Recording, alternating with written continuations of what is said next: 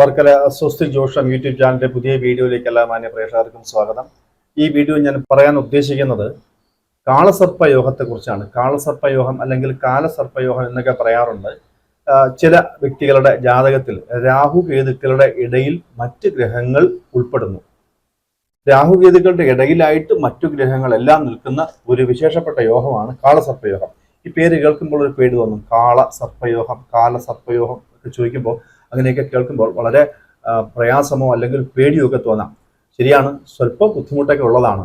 പക്ഷേ ലോകത്ത് ഏറ്റവും പ്രഗത്ഭരായ വ്യക്തികൾ, അത് രാഷ്ട്രീയത്തിലാണെങ്കിലും കലാകായിക രംഗത്താണ് എന്നുണ്ടെങ്കിലും പൊതുസമൂഹത്തിലാണെങ്കിലും ഏറ്റവും പ്രഗത്ഭരും ഏറ്റവും പ്രശസ്തരുമായ വ്യക്തികൾക്കെല്ലാം തന്നെ കാളസർപ്പയോഗമുണ്ട്. അങ്ങനെയുള്ള വ്യക്തികളെല്ലാം തന്നെ കാളസർപ്പയോഗം അനുഭവിച്ചവരാണ്. അതുകൊണ്ട് കാളസർപ്പയോഗമുള്ള വ്യക്തികൾ ചില കാര്യങ്ങൾ ശ്രദ്ധിക്കുക, അത്രമാത്രം തന്നെയാണ്. അല്ലാതെ ആ യോഗം ഉണ്ട് എന്ന് വെച്ചിട്ട് ജീവിതം നശിച്ചുപോയി അല്ലെങ്കിൽ ജീവിതം പരാജയപ്പെട്ടു പോകും, ജീവിതത്തിൽ ഉയർച്ച ഉണ്ടാകില്ല, വിഷമം മാത്രമേ ഉണ്ടാകത്തുള്ളൂ എന്നൊരു ധാരണ വേണ്ട. ആദ്യമായി പറയട്ടെ, ഈ കാളസർപ്പയോഗം ഉള്ള വ്യക്തികൾ വളരെ ആകർഷണീയമായ സ്വഭാവത്തിന്, വ്യക്തിത്വത്തിന് ഉടമകളാണ്. അവർ എല്ലാ കാര്യത്തിലും വളരെ ആക്റ്റീവായിരിക്കും. 10 പേര് കൂടി നിൽക്കുന്നിടത്ത് അവരെ നിയന്ത്രിക്കാൻ യോഗ്യപ്പെട്ട വ്യക്തികളായിരിക്കും അവർ. മെച്ചപ്പെട്ട വിദ്യാഭ്യാസ യോഗ്യത അവർക്ക് ഉണ്ടായിരിക്കും, നല്ല വിദ്യാഗണം ഉണ്ടായിരിക്കും, അല്ലെങ്കിൽ നല്ല ലോകപരിചയം ഉള്ളവരായിരിക്കും. ആൾക്കാരെ മനസ്സിലാക്കാനും മനസ്സിലാക്കിയ വ്യക്തികളെ നന്നായിട്ട് നിയന്ത്രിക്കാനും യോഗ്യപ്പെട്ടവരായിരിക്കും. കലാകായിക രംഗം ഒന്ന് മാത്രമല്ല, സാമൂഹിക രംഗത്തോ രാഷ്ട്രീയ രംഗത്തോ ഒക്കെ തന്നെ എല്ലാവരുടെയും തന്നെ പ്രശംസ കൈവരിക്കുന്നവരായിരിക്കും കാളസർപ്പയോഗത്തിൽ ജനിച്ച വ്യക്തികൾ. ആ പറഞ്ഞിരിക്കുന്ന അവരെ സംബന്ധിച്ച് അപ്രതീക്ഷിതമായിട്ടുള്ള ഉയർച്ച താഴ്ചകൾ ഉണ്ടാവും. അവർ വളരെ നല്ല രീതിയിൽ ജീവിതത്തിൽ ഉയർന്നു വരികയും ഒരിക്കലും പ്രതീക്ഷിക്കാത്ത ഒരു ഘട്ടത്തിൽ ഒരു വീഴ്ച ഉണ്ടാവാം.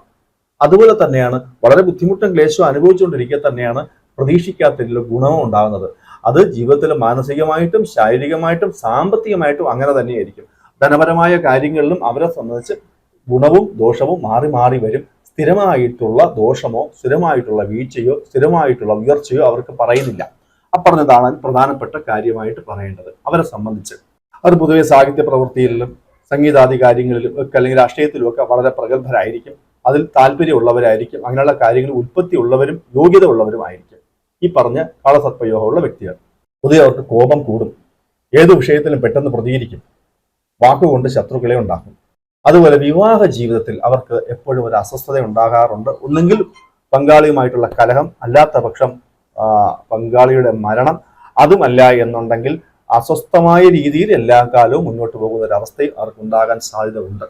എല്ലാ ജീവിത ചുറ്റുപാടുകളും ഉണ്ട്, ധനപരമായിട്ടും മറ്റു കാര്യങ്ങളൊക്കെ ഉണ്ട് എന്നുണ്ടെങ്കിലും അവർക്കത് അനുഭവിക്കുന്നതിന് എപ്പോഴും ഒരു തടസ്സം ഉണ്ടായിക്കൊണ്ടിരിക്കും. അതുപോലെ ലഹരികൾക്ക് അടിമപ്പെട്ട് കഴിഞ്ഞാൽ അതിൽ നിന്ന് പുറത്തു വരാൻ ഇപ്പം ബുദ്ധിമുട്ടുണ്ടായിരിക്കും ഇവരെ സംബന്ധിച്ച്. ഇതൊക്കെയാണ് പൊതുവെ കാളസർപ്പയോഗത്തിന്റെ ബുദ്ധിമുട്ടുകളോ ക്ലേശങ്ങളോ ആയിട്ടൊക്കെ പറയേണ്ടത്. ആ വ്യക്തികളുടെ പൊതുവായ സ്വഭാവം ഇങ്ങനെയൊക്കെയാണ് പറയുന്നത്. ഇനി ഈ പറഞ്ഞ ബുദ്ധിമുട്ടുകൾ മാറാൻ വേണ്ടി, കാളസർപ്പയോഗത്തിന്റെ ദോഷങ്ങൾ മാറാൻ വേണ്ടി എന്ത് ചെയ്യണം എന്ന് ചോദിച്ചാൽ പ്രധാനമായിട്ടും അവർ മെഡിറ്റേഷൻ, യോഗ, പ്രാണായാമം തുടങ്ങിയുള്ള കാര്യങ്ങളിൽ ഏർപ്പെടുന്ന പക്ഷം അവർക്ക് അവരുടെ മനസ്സിനെ നിയന്ത്രിക്കാനും കോപത്തെ നിയന്ത്രിക്കാനും അമിതമായ ആസക്തിയുള്ള കാര്യങ്ങൾ, ലഹരി എന്നുള്ള വിഷയങ്ങളിൽ നിന്ന് പിന്നോട്ട് പോകാനൊക്കെ അത് വളരെ വലിയ പ്രായോഗികമായ ഏറ്റവും നല്ല ഒരു മാർഗമായിട്ടാണ് കരുതേണ്ടത്. അതൊന്ന്. രണ്ടാമത്, അവരുടെ പ്രവൃത്തികളെല്ലാം ന്യായപ്പെട്ട രീതിയിലായിരിക്കണം. നേർവഴിയായിട്ടുള്ള സമ്പാദ്യങ്ങളും കാര്യങ്ങളും ഒക്കെ അങ്ങ് ഒഴിവാക്കുക. ന്യായമായ രീതിയിൽ സമ്പാദിക്കുക, അതിൽ മാത്രമേ അവർ വ്യാപരിക്കാവൂ, ആ ധനം കൊണ്ട് മാത്രമേ ജീവിക്കാവൂ. അല്ലാത്ത പക്ഷം ആ ധനം നിങ്ങൾക്ക് ഇല്ലാതായി പോകും, അത് ഒരിക്കലും നിലനിൽക്കത്തില്ല, തലമുറയ്ക്കും കിട്ടത്തില്ല, തനിക്ക് നല്ല രീതിയിൽ അനുഭവിക്കാൻ ഒക്കത്തില്ല. ആ പറഞ്ഞൊരു പരിഹാരമാണ്.